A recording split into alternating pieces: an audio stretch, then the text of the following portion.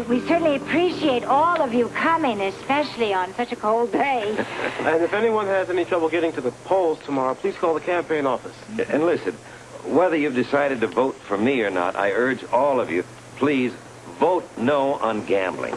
Because if the gambling is allowed to continue here in Port Charles, it's the people who are going to lose in the long run. Well, we can't lose if you're our mayor, lady. Oh, well, thank you. But no matter how that campaign turns out, I'll feel that I won if we defeat the gambling issue. So please, I urge you again, vote no on gambling. And if you can, vote yes for me, will you? Terrific.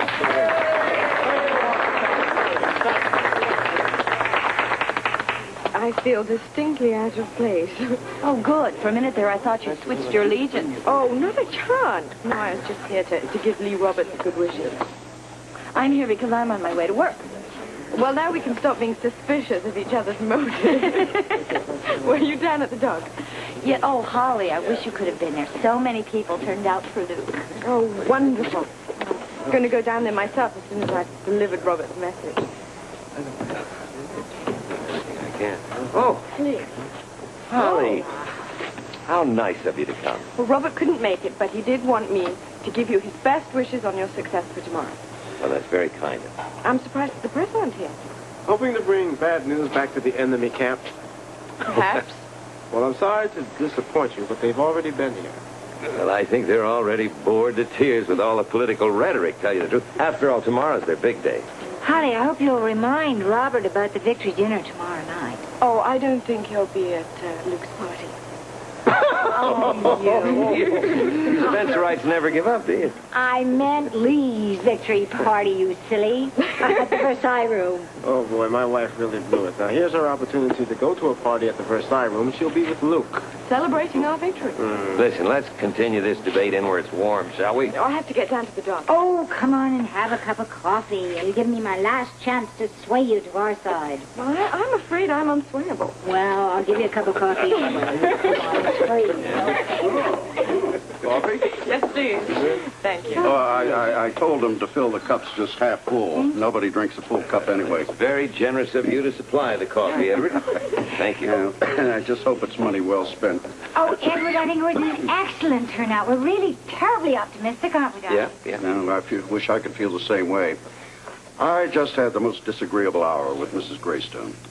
But she has always been one of my biggest supporters. It was the most conservative member of the board, and she all at once decides that Luke Spencer will make the most marvelously progressive mayor. She's right, we will. Impudence runs in that family. Mr. Baldwin?